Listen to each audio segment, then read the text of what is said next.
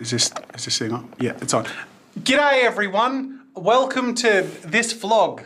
Well, I don't act like I'm awkward. I've bloody done this a billion times. Welcome to Jazza Studios. I'm Jazza and this is my studio and this is the unboxing. Well, this isn't the unboxing because I already unboxed this box. This video, I'm going to talk a little bit more in depth because you guys have had a lot of questions. But also, I really need to get across to you guys that this is a limited run. If you are interested in one, links in the description. Go to spectrumnoir.com/Jazza/Jazza.html. The link's in the description. Go check it out. I'm going to open it up, show you one by one while I answer all your Twitter questions. Oh, Rob's here. Peace. Rob's going to help me with the Twitter questions.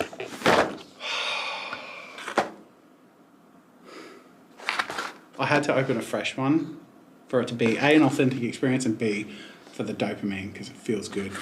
All right.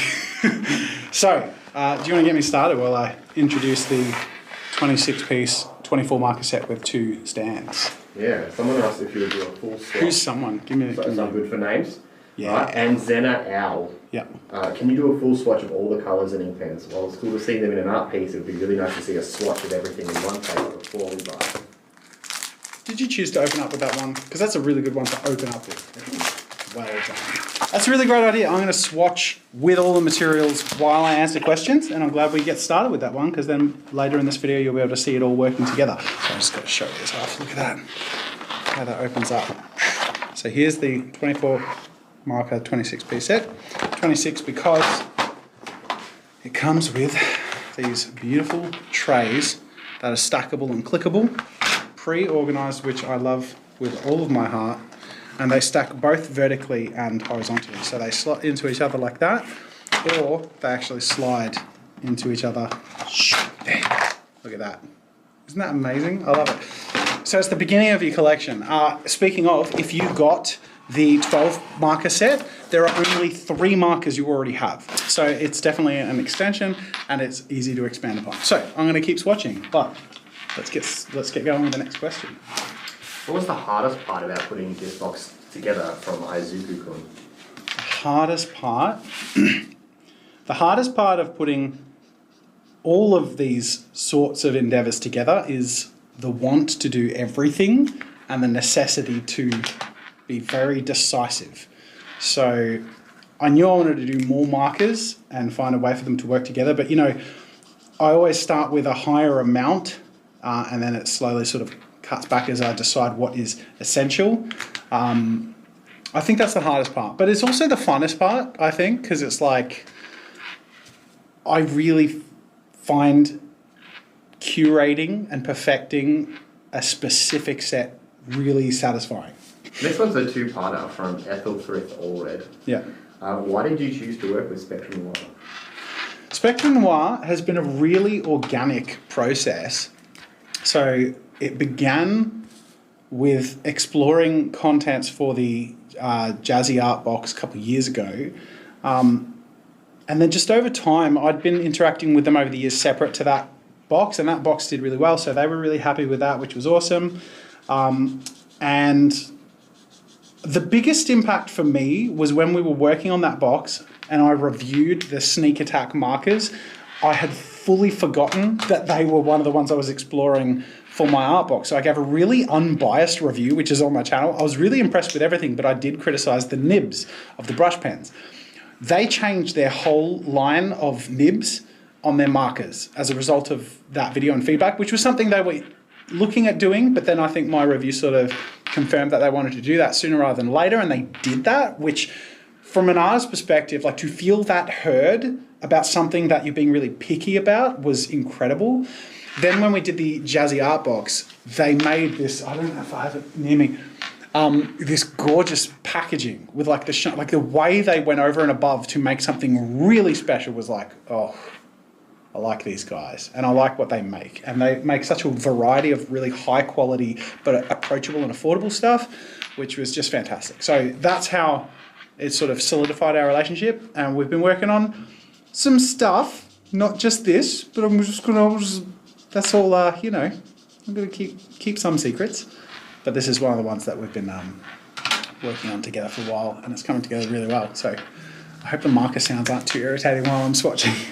These two, light yellow and blossom, this very faint pink and this very light yellow, are great examples of like, yeah, you can get a solid color, but these are really like tinting colors. So how I get my lighting effects, I really lean on that light yellow, and how I get like the light blush in skin, or just like add a tiny little bit of pink or warmth to something, their marker's really useful for that. Glorious Harvo asked, could this kit also be good for beginners, or would it be better to use something else for those? Could this kit be good for beginners? Yes. So this kit was constructed as the Pro Series for people not necessarily who are pro, like they're good for a pro standard, so if you are pro, it's good for you, but also for people who are aspirational. At the end of the day, if you're a beginner but you want to take an artistic approach and your development seriously, that's in large part what it's tailored to. So intermediate and beginners are 100% covered here, because you're not going to end up with cheap crap that's not going to last you. The reality is, if you're a beginner and you get something that isn't a good material, it's going to discourage your progress, and you're going to feel halted and like it's your fault, when sometimes actually it is the tool. So having great tools to work with can just remove that barrier and then open up to just progress and learning. So 100% beginners, intermediate friendly, definitely. And you saw in the unboxing video where I colored in the artwork and made an artwork from scratch. I loved spending that full day just diving into the materials that I had constructed in this box, because it just reaffirmed to me how clean and open and freeing the creative process even is for me, with so much more experience, that I feel like, yeah, I can make cool art with this, no problem. Like, that I can be really proud of. So yeah, definitely caters to professionals. 833 Hello has asked, when will the box start getting shipped out? It's a good question. I think for questions like that, that's more a Spectrum Noir answer. So on the website, it'll have some disclaimers on the product page just to sort of talk about their anticipated shipping dates. As far as I understand, they're awaiting, they're fully produced, the whole first batch, and is being shipped over, but hasn't arrived yet.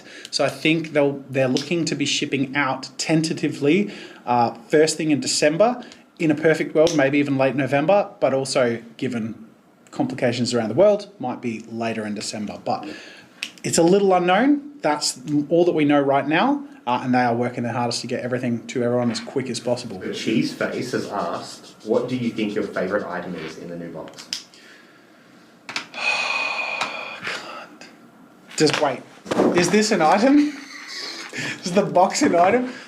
I actually can't pick. The beautiful thing for me is the combination. If I said the markers, you could go out and buy the markers. If I said the brush pen, which I was tempted to say, you can go buy the brush pen. But actually, it's the balance. It's the overall combination that I'm most in love with. Can you give me a list of things to draw when I get my box, please? From Emily Christine. A list of things to draw. If only there was an app for that. Geez, I make a lot of stuff. List of things to draw.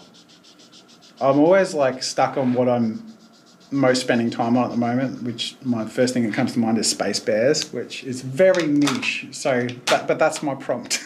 Vix has asked, will the sticker sheet come with alternative beard styles? No, but the sticker sheet will come with a Jazza face, a Jazza beard, a sneak attack. They've made us like little sneak attack figure and text, which is really cute. And I think they're just putting a few other bits and pieces on it, but that's just like one of those fun things that we're just throwing in because it was a really fun idea that they actually had. They're like, we could do a sticker for the beard. I'm like, I love you guys. Denise Draws has asked, are the markers bleed proof, and do you need to let the line art dry first? The funny thing about bleed proof markers, I feel like that the better question is the paper bleed proof, because paper is the biggest culprit of bleed in inks, in my experience. Sometimes it's a combination, but they're accurate, and the paper is blending card, so everything is really sharp and crisp. It goes down where you want it to go down, no more, no less. Hope that answers your question. What makes these items stand out more than others on the market, other than your partnership with Spectrum Noir? I think what makes markers and sets like these stand out from their competitors is the approach. So from that video I did that one time where I tried every marker on the planet, 95% of everything I tried felt like it was just rushed and crap and often use the same manufacturing. The difference is with products like this, they're manufactured by a company that is constantly developing, refining, and improving their product for the audience that they're interested in best serving, which is artists. So XJ126 and many others have asked how it feels to use the hexagonal markers. Really quite comfortable. They're different as far as like, obviously, but your brain doesn't register too much that they're hexagonal. The thing I like most is that they don't roll. Like, yeah, that's the most frustrating thing about like most markers I've used is like, they run away from you. No, not these ones. How long do the markers last? That's from Robin KX8. You could colour in all of these colouring pages, no problem with all the materials in this box. I'd say you could fill a sketchbook, yeah. So I'm going to pause your questions for a sec. Can I get you help to hold the camera for a second? So I finished my swatching. This is what the page of swatches looks like.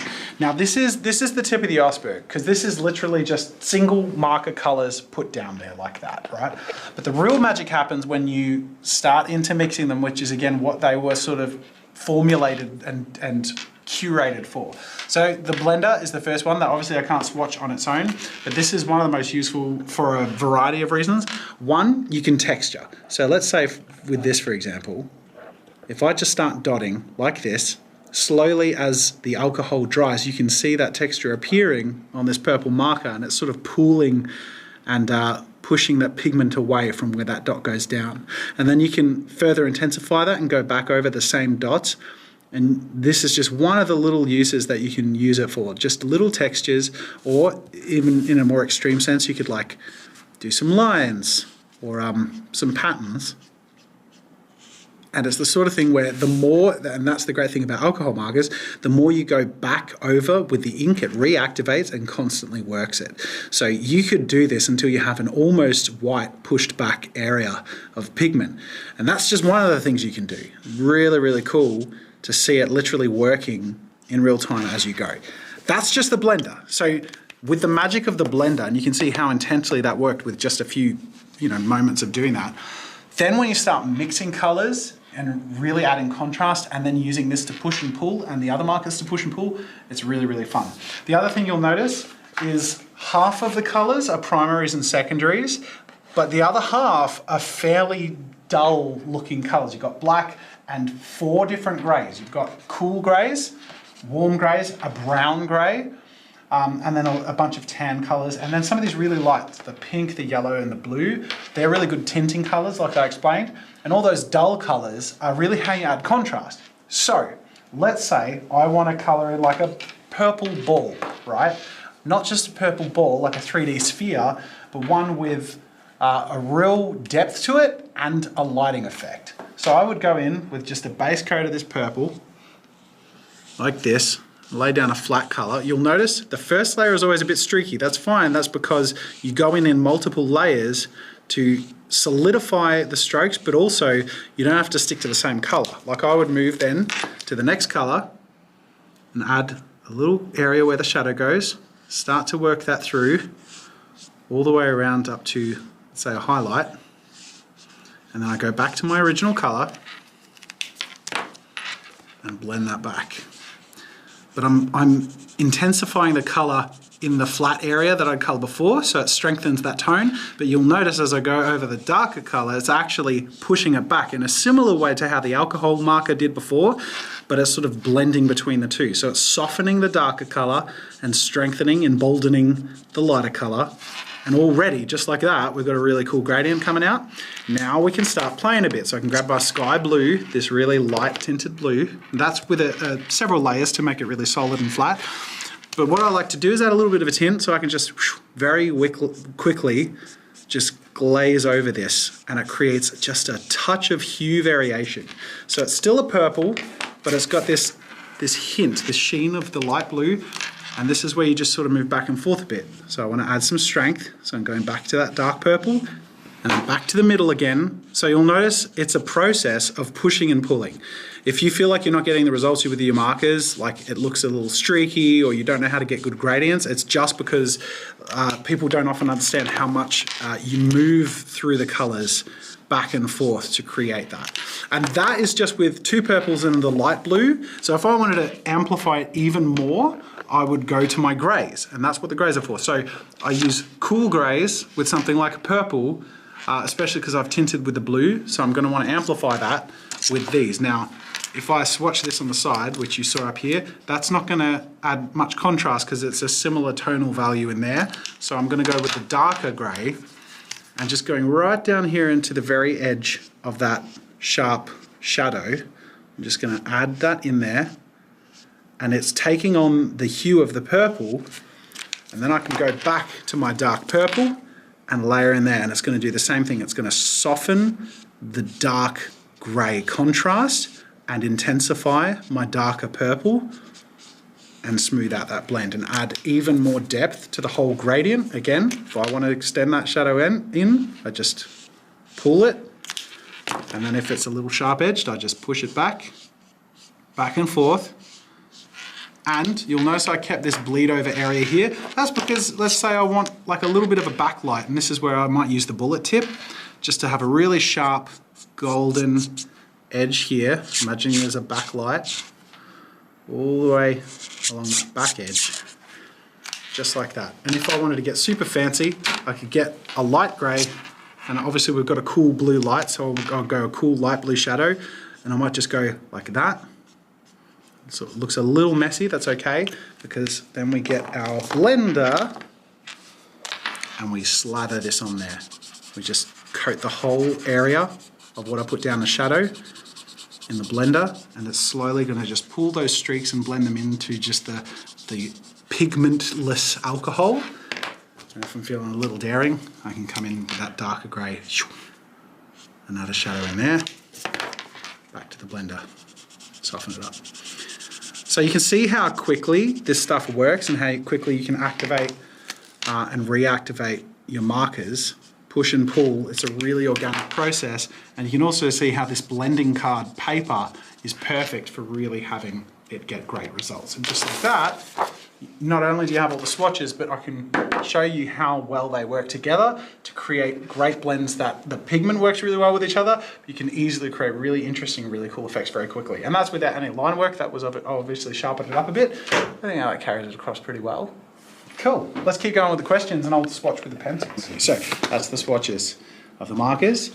I'm going to move on to some swatches of the pencils. I think we have a few questions left, but before we do that, let me just show this off. By the way, one of the things I really love, I have to put it all back to show you, is how like perfectly fitting this all is. Like, I just love that. Nothing is going to move around. Like, you've got the paper is all in there, the markers on top. Nothing is going to be damaged in shipping, and everything is just beautifully custom packaged. This makes me so happy. Okay, so this is the pencil tin. I love the way that it looks, and I love the fact that like I keep all my pencils in my tins, so this is packaging that you're going to keep and it's going to last, and it's all pretty organised. It's good. This collection, like the markers, has been tested with each other, but also with the markers. So they're not only selected to work well together as pencils, but to work really well on top of the markers, which is where I personally think they work best. And it's mind-blowingly fun to sharpen up and accentuate the illustrations with the pencils. So Time Blink asked, do you want us to tweak your pictures when we get their boxes? Yeah, please do. I mean, at me, and I should have set up a hashtag for this. I can do it right now. Hashtag JPAC. Hashtag JPAC. JPAC. Jazza's Pro Artist Collection. Love it. We title all of our videos related to this on the prep end with JPAC. Definitely JPAC. Hashtag JPAC. So a lot of people have questions about availability in other countries. Yep. So Australia. Yeah. So you when you go to the link, if it detects your IPs from Australia, it goes to the UK website. Just because of how the back end is set up, you can still purchase it, but you'll need to purchase it from the UK website and in pounds. I believe they're pretty much shipping everywhere, and if they're not, it'll be specified in the countries. But there's also a contact email and page on the website that you can go to for any further information if you have any specific questions. So I think we're like 95% able to ship everywhere around the world, but as with the other art boxes, there are some places we just can't. But that's also more of a question that they're able to answer better than I can. So go check out their website, and if you have any questions, just reach out to them. They're really friendly. Hejan Singin asked, how did you decide what you wanted to include in the art box? How did I decide what I wanted to include? I think I started with what I wanted to serve or cater to first. And I think that was always going to be a professional standard, but people who aspire to a professional standard as well as people who have a professional standard. So that's the standard. And then as far as what it includes, it had to include enough and everything that a professional standard commission artist working traditionally would use to create a commission art piece. So 12 pencils or 12 markers at that stage is probably not enough to really be able to cover enough different ideas and textures and colors. And then I think like also I could have gone with just pencils or just markers and had more, but you can do less. And I think it's the magic of the combination, like I demonstrated with the colors. It's the formulation that enables you to do much more than the base of 24 markers. So including pencils and this awesome art liner set enables you, again, to sort of multiply that and give you more and more options that work really, really well together. Did I answer that question? I don't even know. I start to waffle a bit. I'm sorry. Sometimes I don't know what I'm saying. Sometimes I go blank. It's been a long day. It's been a long year. This is the highlight for my year, though.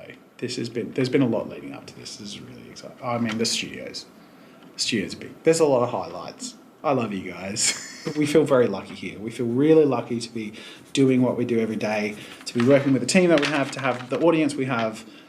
We're very lucky. So thank you. I'm a little delirious, I gotta be honest. I was up on launch night for this till 2 a.m. I've had like 2 24-hour work days in the last 2 weeks. But we're there. We made it. All right, here is the pencils swatch. So here you go. I've just done one big long gradient, just going through all of the pencil colors. And you can see, like, I could have blended them smoother, but I was being pretty rough, and also so you could more differentiate the different pencils. But if I spent, 15 more minutes on that, that could be a really perfectly smooth gradient. So they blend really well together, and you can also tell that the hues and the tonal values are very similar to what we have up here, meaning then that you could use this dark green and really bring out some sharp edges and definition on this green, and they're going to tie really, really well together. The level of depth you can achieve by mixing both the pencils and the markers is actually astounding. Like here we go, just going with a sharp black, and all of a sudden, just like that, like so quick, adding that depth, even getting the white. And if in combination, if you actually softened the green with a blender marker first, waited for it to dry, then you could come back with the white and even further add highlights and make that pop. But just like that, you can see how pretty quickly I was able to really intensely change the values of that green. Whether it be around the edges or blending throughout the circle, you can get a much sharper look if you take your time and use the materials together, or if you use the liners. So we go from a 0.05, which, I mean, you sort of have to see it to see how freaking tiny that is. There you go. That's the sharpest, and then we have 0.1, 0.2, that was 0.3, whoops, my bad. 0.5, 0.8, which I really like doing edges and outlines with. So let's say that's like the edge of a character, and I'd like use that to go around the outside, which has a really sharp look. And last but not least, and definitely my absolute favorite of the whole pack, the brush pen. Best brush pen I've used, hands down. Sometimes you get ones with bristles, they're really hard to control. Sometimes you get solid ones with a plastic tip that are really hard to get variation. This is right down the middle where you've got much more of it's a really long and soft brush pen, so you can get really sharp lines, and I feel like I have control over my sharp lines, even though this brush pen can also go insanely thick. So your ability to go thin to thick and get that classically beautiful brush pen look with that little bit of texture, but that huge element of control, which I haven't experienced in a brush pen with this much visual versatility, is actually stunning. So then, for example, if I did this circle, I could go really light around the highlighted area, and as we get towards the shadow, I could go thicker and just get a much more stylized look and outline around this ball. And then because we've got a brush pen, I can just push the silhouette and just be a little more specific and tweak the shape as I go. So it's a lot more control, a lot more texture, and a lot more visual variety. So that is all of the materials in use except for the pencils and the eraser, which are your standard pencils and eraser. We just included those to make sure you have everything to take it from sketch to completion. But the other thing I actually haven't anywhere shown off in full are all the illustrations. So I think I should go through 20 very quickly, but just so you have a full idea as to all of them that are included. We have, these are the characters from my book cover, Draw with Jazza Creating Characters. This is my demon assassin from a character design session. This is from my watercolor video, The Gift to a Fairy. It's my undead dragon character design session. This is my picture of MJ and having a tea party with Mr. Foxy. I think that's from my gouache video. That's one of my favorites, just a personal one. The Tale Teller final character design from the Tale Teller animation. This was MJ's art prompt from the 3-year-old art prompt video. And that one's quite fun. It's something I would never have drawn on my own, but it's a great piece as an oceanic piece, totally prompted by my toddler. Assassin angel steampunk character design. A lot of assassins. This was from a collab with Bailey J. It was actually a colouring in collab, so it's fitting now that you guys can colour it in. This is from my Skillshare class. This was the simple illustration that I coloured in with pencils, and then there's also the complex one in here, which I'll point out when we get to it. This was my dragon hoarding gold illustration. It's my mural, except that's the right way up. That's the complex illustration from my Skillshare design class, illustration class. Drunk Undead Pirate. God, we've made some weird things. Yep, there we go, our mer people. This is Hades and Cerberus in the undead world. That'd be a fun one to colour in as far as getting intense goes. The ever classic Apocalypse Ghost piece. I think this one's the Heartbroken Assassin, something like that. This is one I coloured in the unboxing video. This is my Egyptian cyborg dude. And then this was my LGBTQI+ ally art piece for the Rainbow Colour Challenge. So, they are all the colouring pieces. I'm really happy with every single one of these to me. I'm super proud of and feels really special to me. That's another example of like I had 20 spots and I had more than 20 art pieces in the end that I was choosing between. So I had to cut a couple in preference to the ones I was most proud of and thought you guys would love the most and get the most out of in terms of practicing your illustrations and colouring. And that, my friends, is our much more in-depth tour.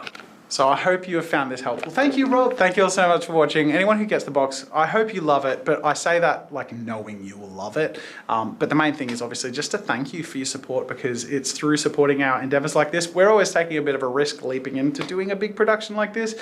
It always warms my heart and I'm incredibly grateful that you guys show such support. But also more than anything that you're so satisfied with it. I am so driven by making it absolutely perfect, and I'm so grateful that through launching the video and the product when this came out, everyone pretty much universally recognized how well put together it was, which comes down to the work that myself and Spectrum Noir have put in over a long period of time to make it perfect. And I think this really shows off how well that's worked out. And I know a lot of you are going to be able to take your art to the next level with this, which brings me a lot of joy. So thank you so much for your support. Good luck and have fun. Links in the description. That is it for our little deep dive. And until next time, I don't know how to wrap up the vlog. Question of the day! Wait, no, I'll skip that for this one because I answered about 50. All right, see you guys. Subscribe for stuff.